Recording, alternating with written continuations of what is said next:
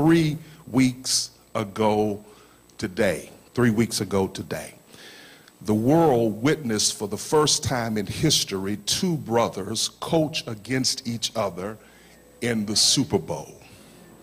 3 weeks ago today, Jim and John Harbaugh made history as they were the first two brothers to coach against each other in the Super Bowl. Now, Jim was and has always been a rising star. In fact, he beat his older brother John out for the starting quarterback job when they were in high school.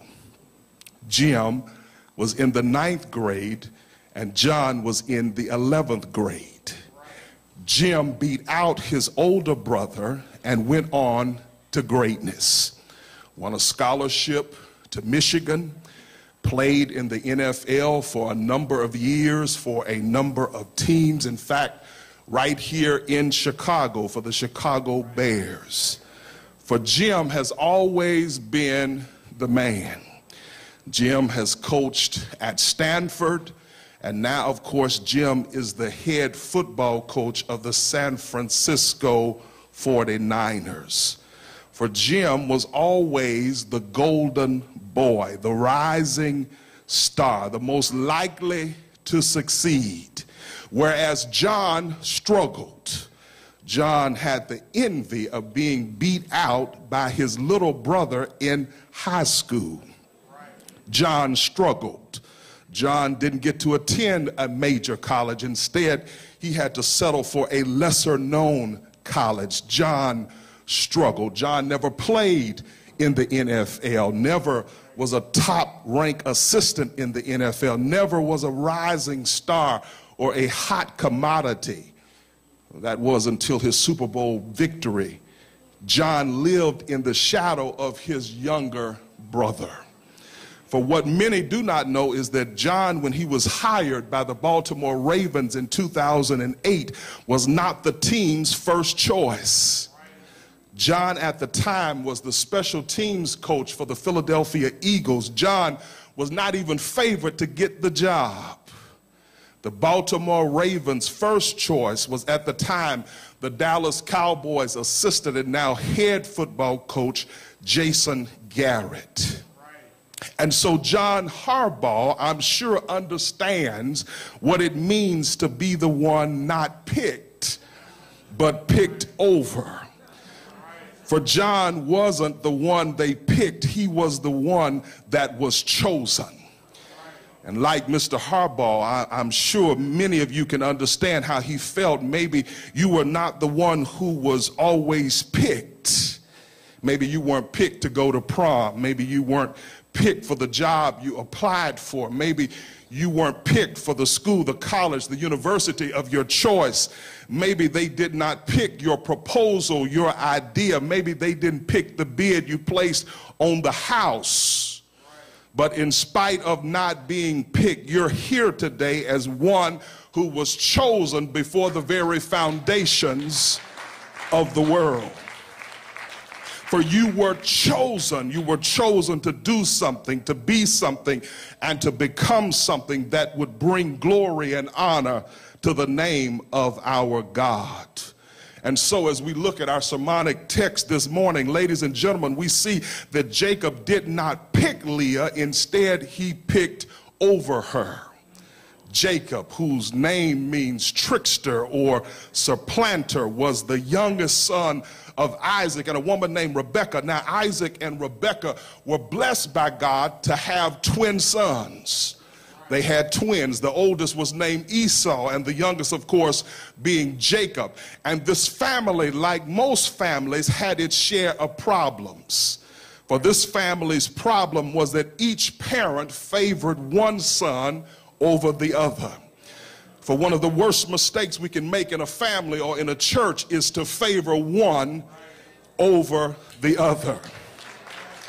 For Isaac and Rebekah played favorites, and it created a sense of chaos and confusion in their house. For the Bible says that Isaac loved Esau and Rebekah loved Jacob, and this caused a tremendous amount of tension in their house. For the competition between Esau and Jacob became so intense that a wedge, a division was drawn between this family that drove them to a breaking point. And the breaking point came when Rebekah and Jacob stole the birthright and the blessing that was due Esau. For the tradition was that the eldest son received the birthright of the double inheritance, which consisted of blessing, favor, and prosperity. And so mother and son stole Esau's birthright and blessing. And Rebekah, in order to save Jacob's life, sends Jacob to live with her brother Laban. Now, once there, Jacob discovers that Laban has two daughters. The oldest is named Leah, and the youngest is named Rachel. Now, it is there that Jacob takes one look at Rachel and falls head over heels in love with her. And so Jacob asked Laban for Rachel's hand in marriage. And the deal was that Jacob has to work 7 years for Laban, and then he could have Rachel's hand in marriage. Now, after the 7 years, the Bible is clear that Laban plans a wedding. Laban has a wedding plan. And in the midst of the wedding celebration, while everyone is drinking and everyone is partying, Laban picks over Rachel and chooses Leah to be Jacob's bride. For to make a long story short, Laban tricked the trickster.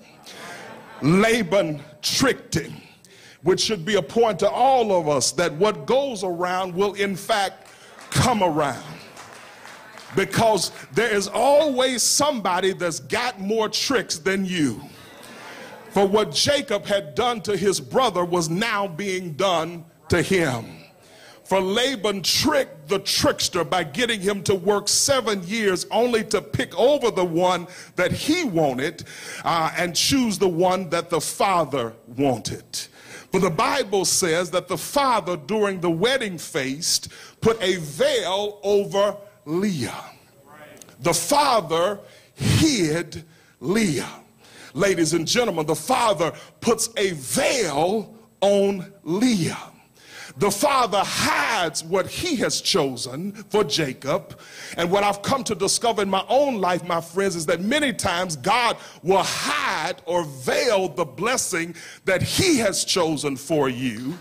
I know that there's a witness this morning that can testify to the fact that there have been times when you could not figure out what God had chosen for your life. You didn't have a clue as to what God had chosen for your life. I'm sure there have been times when you didn't know what God had chosen for you because God hid what God had chosen for you, because God knows you would have picked over it. You would not have accepted it because it's not what we would have picked. It's what the Father has chosen for us.